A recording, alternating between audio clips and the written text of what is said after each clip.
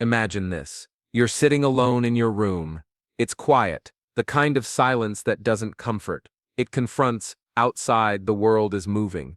Cars slicing through the streets, people staring into phones, deadlines ticking like soft bombs waiting to go off. But in this moment, everything slows. You've done everything right, worked hard, smiled when expected, said the right things, kept the pain hidden where nobody could see it. You were told life would get better if you just endured a little more, gave a little more, waited a little longer. But it hasn't, and suddenly, a thought creeps in. It's not loud, it's not dramatic, but it's sharp, piercing. What if this is all there is? Not in a nihilistic way, not some abstract philosophical rambling, but in the most brutally real way possible. What if this constant tightness in your chest, this need to prove something to people who don't see you, this quiet resentment toward yourself that you pretend isn't there? What if none of it ever leaves? What if suffering isn't a phase? What if it's the structure? You've been told, pain makes you stronger, that adversity builds character. That struggle is part of the journey. But let's be honest for a second. Doesn't it feel more like you've just gotten better at pretending you're fine? You've grown numb, not enlightened. You've learned to smile through pain, not transcend it. You've become a master of survival, not peace. Here's the part no one tells you. Most people aren't living. They're enduring, functioning, coping, waiting for weekends, for vacations, for love, for someone else to show up and make sense of all this. But deep down, you know the truth. You've felt it in the middle of the night, staring at the ceiling like it's holding the answers. You've sensed it in conversations that felt hollow, in achievements that didn't satisfy, in moments where the world praised you. But you felt nothing. And that truth is this: something is wrong, and it's not just with you, it's with everything. There's a paradox hiding in plain sight, so obvious we've stopped noticing it. We live in the most advanced time in human history, access to more information, comfort, and convenience than kings once had. But mental illness is skyrocketing. Anxiety is the new normal. People are lonely, addicted, spiritually vacant. If progress solves suffering, why are we all breaking in silence? You scroll through your feed and see curated happiness, filtered perfection. But behind every smiling post is someone silently unraveling. Every time someone says, "I'm fine," there's a whole battlefield behind their eyes. And so you start asking deeper questions. Why does life feel like a performance I never auditioned for? Why do I feel guilty for not being happy when I should be? Why is it easier to be distracted than to be still? Why does peace feel like a lie sold in self-help books and yoga posters? The tragedy is not that we suffer. The tragedy is that we've accepted suffering as inevitable. We don't question it anymore. We decorate it. We manage it. We normalize it. But what if I told you that suffering, the constant emotional noise you've come to identify with, is not your fate, but a design flaw in how you were taught to see reality? Not in a mystical, magical thinking kind of way. Not in a fake-it-till-you-make-it rebranding of your trauma, but in a raw, surgical reprogramming of the very assumptions that make you suffer in the first place. Because here's the disturbing secret: most of your suffering isn't coming from life itself, it's coming from the meaning you've attached to it. And that meaning, it was never yours to begin with. You inherited it from your parents, your culture, your wounds, from a world addicted to control, validation, comparison, and illusion. So the question becomes, what happens if you stop playing by those rules? What happens if, in just 20 minutes, you saw through the lie? What if freedom wasn't a place you arrived at, but a choice you remembered how to make? This isn't about pretending suffering doesn't exist. It's about realizing the door has been unlocked the whole time, and you've just been staring at the walls.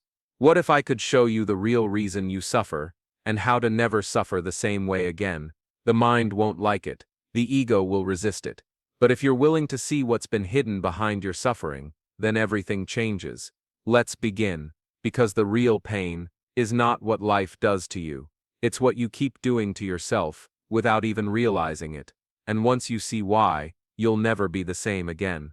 There's a moment, usually quiet, often unwelcome, when you realize your suffering doesn't come from what happened to you, but from the voice inside your head that won't stop interpreting it. Not just interpreting it, but weaving it into a story. A story about who you are, what you deserve, what's wrong with you, why others don't see you, Why peace is always somewhere just out of reach. That voice is relentless. Sometimes it's loud, sometimes whispering, but it's always there, judging, justifying, comparing, craving. It tells you what you should have done, what you should feel, who you should be by now. And here's the catch. It sounds like you, but it's not. It's the internalized voice of 1,000 external sources. Your parents' expectations, society's ideals, childhood shame, cultural myths, religious fears, and the subtle poison of a world that taught you your worth had to be earned. Carl Jung once said, "Until you make the unconscious conscious, it will direct your life, and you will call it fate." Most of us are living not according to free will, but inherited wounds disguised as personality. Let's call it what it really is. You were programmed to suffer, not by evil intent, but by a civilization that lost its soul chasing productivity and perfection. From the moment you were born, you were conditioned to believe that your value was tied to something outside of yourself. Smile for approval, achieve for love, suppress for acceptance, compete for validation, sacrifice for belonging.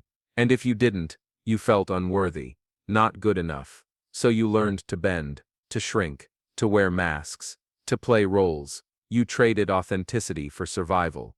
But over time, that survival strategy became your identity. And here's where it gets dangerous.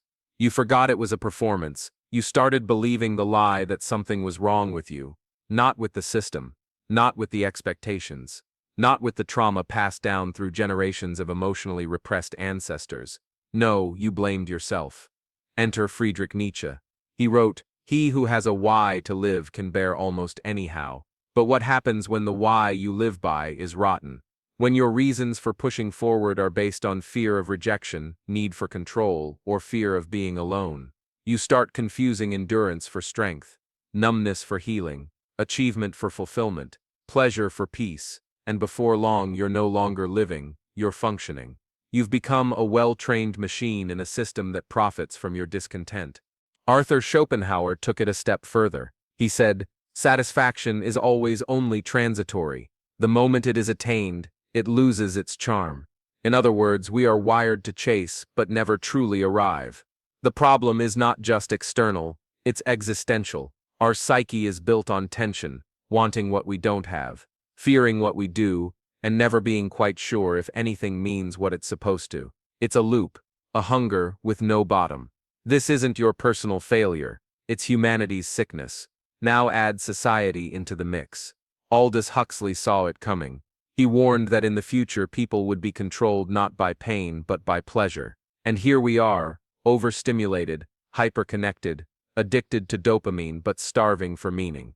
We scroll for connection but feel lonelier than ever. We're flooded with choices yet paralyzed by indecision. We've been sold freedom, but only the kind that fits neatly within algorithms and marketing funnels. You've been conditioned to be productive, not conscious, to look good, not feel whole, to stay busy enough that you never have to ask the one question that could destroy the entire illusion. What if none of this is real? Not real in the physical sense, but in the meaning sense. What if the suffering you feel is built on lies? Lies like you are broken and need to be fixed. You're only worthy if someone else says so. You must always be doing more to matter. Pain means you're failing. These are not truths. These are cages. Jean-Paul Sartre said, "Man is nothing else but what he makes of himself." But how can you make yourself when every part of yourself has been shaped by forces you didn't choose? How can you become free when your very idea of freedom was defined by systems designed to keep you chasing? This is the real prison, not trauma, not failure, not loneliness, but unquestioned beliefs. And the worst part, most of these beliefs hide in plain sight. They've woven themselves into your identity, into your relationships, into your goals and fears and even your dreams. You think you're making choices, but your choices are just echoes of your conditioning. You think you're seeking happiness, but you're really seeking relief from the fear of unworthiness. You think you're broken, but maybe, just maybe, you're waking up, and awakening hurts. It has to, because the lie is comfortable, but the truth burns. But it also frees, because once you realize your suffering is not just emotional, but philosophical, psychological, systemic, then you can begin to see it clearly. And once you see it, you can't unsee it. But the question remains, What is this unseen force doing to your reality while you're still asleep to it? That's where we go next. You think you're in control. You wake up, brush your teeth, scroll your feed, go to work, text friends, respond to emails, plan your future, make choices. But what if none of it was really you? What if your entire day was just a reflex, an unconscious loop triggered by old pain, outdated beliefs, and invisible programming? This is the part no one likes to talk about, because it's not dramatic or tragic. It's worse. It's normal. The true cost of your suffering isn't in your breakdowns. It's in your autopilot. You get through the day, you function, but you've stopped feeling deeply. Not because you don't want to, but because you had to. Somewhere along the way, emotions became inconvenient. Vulnerability became dangerous. Stillness became threatening. So now you chase the next hit, a message, a notification, a purchase, a distraction. Your brain, overloaded with dopamine, has forgotten how to be without stimulation. It's not your fault. Your nervous system is doing what it was trained to do. Avoid pain, seek relief. Repeat. But relief isn't healing, and distraction isn't peace, and survival is not the same as being alive.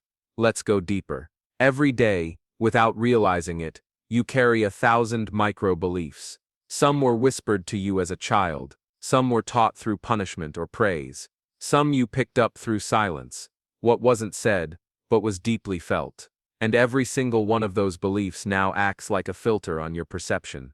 You don't see the world as it is, you see it as you were conditioned to. You don't hear people as they speak, you hear them through the echo of your past. You don't experience the present, you experience your reaction to it. This is the tragedy of unexamined life. You live in a house made of mirrors, and think it's the sky. Neuroscience confirms it. Your brain builds patterns, neural pathways, and then runs them on repeat. Thoughts become habits, habits become identity, and eventually you can't tell the difference between you and your programming. Think of it like this.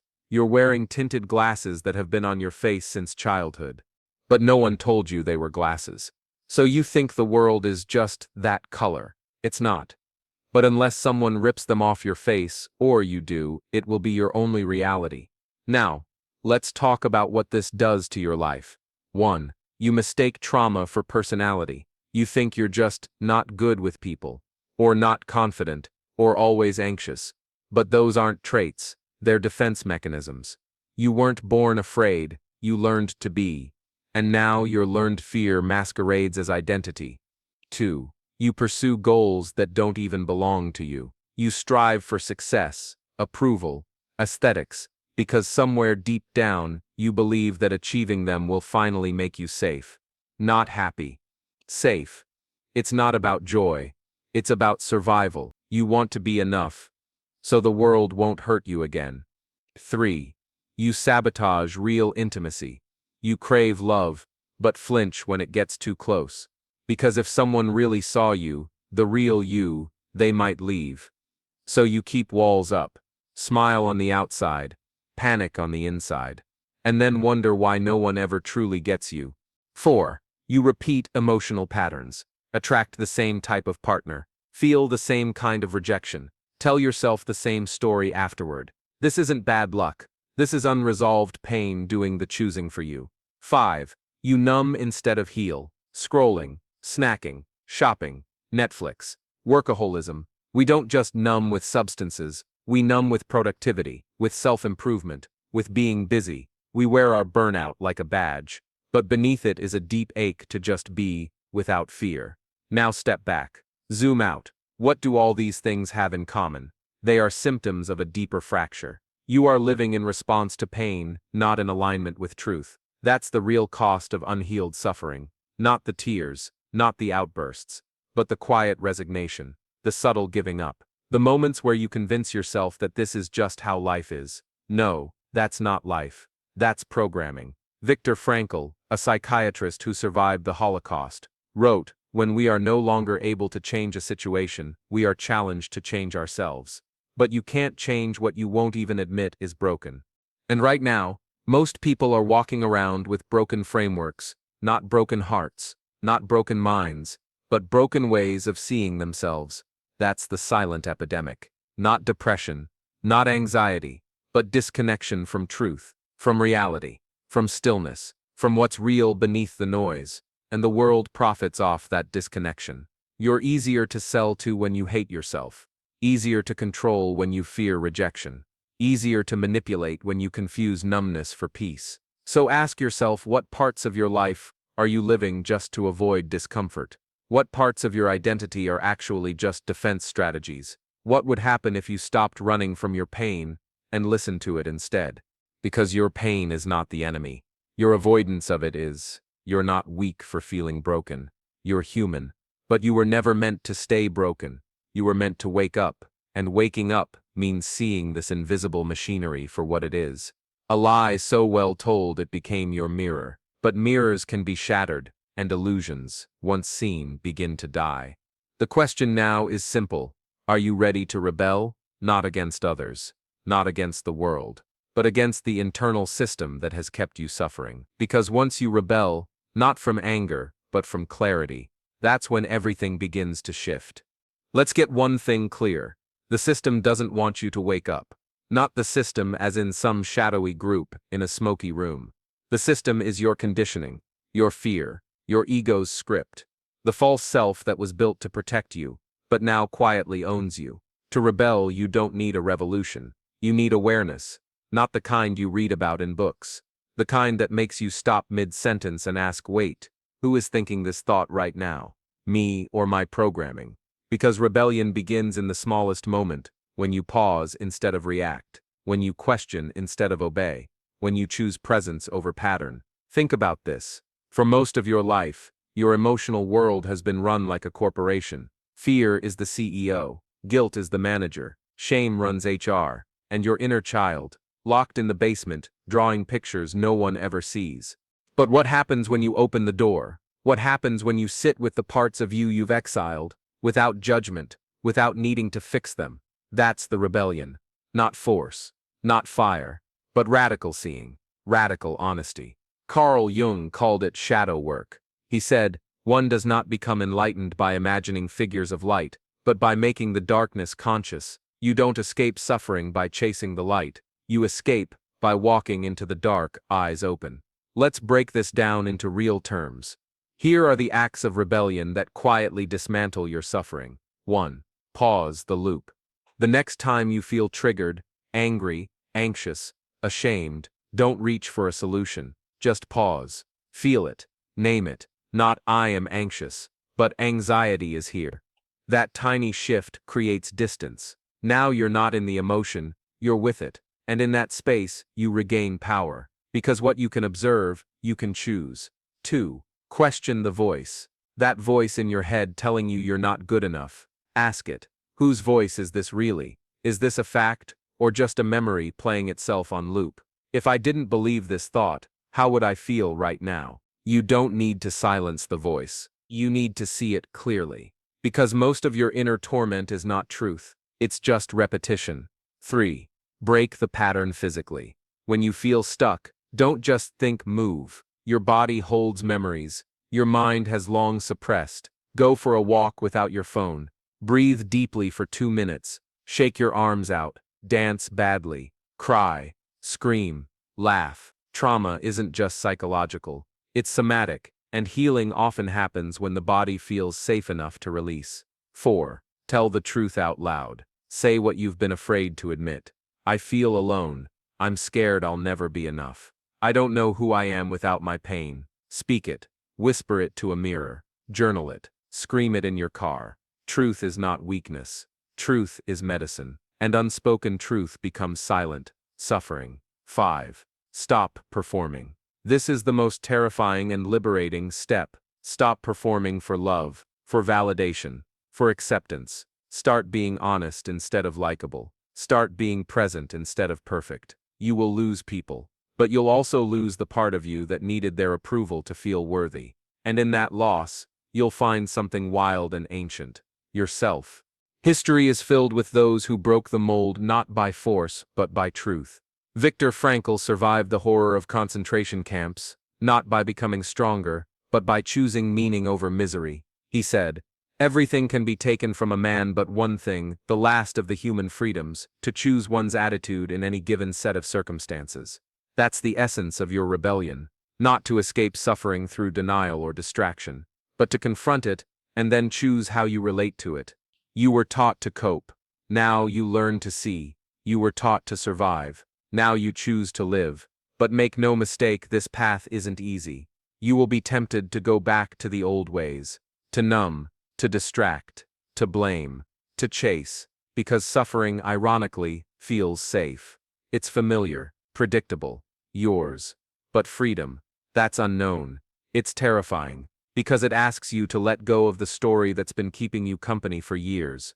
The story of the victim, the martyr, the overachiever, the outcast, the not enough one. What if you didn't need that story anymore? What if you're not broken, but buried, not flawed, but forgotten? What if everything you've been searching for is what you've been running from? And what if the rebellion isn't about becoming something new, but returning to what you always were before the world told you who to be? This is how suffering ends. Not by fixing, not by forcing, but by remembering. And in that remembering, something awakens, a quiet, untouchable part of you. Not your name, not your image, not your ego, but the one who's been watching all along, the witness, the stillness beneath the storm. The truth that doesn't need to shout to be heard. And once you meet that part of you, suffering will never own you again. But we're not done yet. There is one final step, one last door to walk through, the deepest realization of all. The truth that makes the rest of this look like prelude. Are you ready? There's a moment in every journey where the road disappears. No signs, no maps, no next steps, just silence. You've questioned the voice in your head. You've sat with your pain. You've rebelled against the illusion. You've done everything the world said would bring peace. And yet, a question still lingers in the quiet. What now? It's a sacred question, because if you stay in it long enough, you'll stumble upon something the world forgot to tell you. Not a technique, not a strategy, not another layer of meaning to add on top, but something older than language, something that doesn't speak in thoughts, but in being. It's this: you are not your suffering. You are the one who sees it, not the voice, not the emotion, not the story, the awareness behind it. All this time, you thought the storm was you, but you were the sky. The thoughts came and went, the pain rose and fell, the joy faded, the shame passed, but something remained still untouched, watching. That something is who you really are, not your personality, not your name, not your scars. You've mistaken the noise for the source, the shadows for the self, the suffering for your soul. But the truth is terrifyingly simple. You are not the character. You are the consciousness. The character plays inside. You thought life was a prison, but it was a dream. One made of belief, memory, projection, fear, and the door out. It was never locked, because there were never walls, only thoughts that looked like them. There is no trick to this, no mystical formula, just a shift so subtle your mind will try to dismiss it. Try this. Close your eyes, feel your breath, watch a thought appear. Don't follow it, just notice it. Now ask, who is noticing the thought? Not thinking it, noticing it. That's you, the one who was never broken, never wounded, never lost, the one who witnessed every heartbreak, every lie, every triumph, every breakdown, and remained untouched. This isn't a concept. It's a remembering, a return to the place beneath the noise. The peace you've been seeking, it was never out there. It was in the gap, in the stillness, in the part of you that doesn't need fixing, because it was never damaged to begin with. This is what mystics meant when they spoke of awakening, not becoming better, but becoming aware of what was always there. Suffering persists because we identify with the one who suffers. But what happens when you stop identifying, not with your pain, not with your past, not even with your thoughts? What happens when you realize, I am not the story, I am the space the story arises in? Freedom isn't something you earn, it's something you notice. But here's the twist. Once you truly see this, something strange happens. You stop needing to escape suffering. You stop fearing it. You stop resisting the hard days, the messy feelings, the ache, because now you see them for what they are. Waves in an ocean that is not disturbed by waves. You don't need every part of your life to be perfect. You don't need every thought to be positive. You don't need to be constantly healing. You are already whole. Everything else is just weather. There will still be pain, but it will no longer define you. It will pass through you like wind through branches, felt, but not held. And when it comes, you'll smile. Not because you enjoy it, but because you remember, this too is not me. And that is where suffering ends. Not because life becomes easy, but because you stop confusing your identity with what life throws at you. You were never here to win the game. You were here to wake up from it. All the striving, the proving, the guilt, the control, they were just steps back to the center, to the still silent presence that watches it all unfold. You don't need to transcend your humanity. You need to fully inhabit it from the awareness that you are not trapped by it. This is what the sages meant by liberation. Not floating above life, but being fully in it, without being ruled by it. And once you taste that, you'll never suffer the same way again. Because you'll know, suffering is not the end. It's the signal that something false is falling away. That something real is calling you home. So let it fall, let the stories burn, let the lies unravel. And listen, not to the voice in your head, but to the silence beneath it. That silence is not empty. It's you, the real you, the one who was never lost, only forgotten. But now remembered, and finally, free.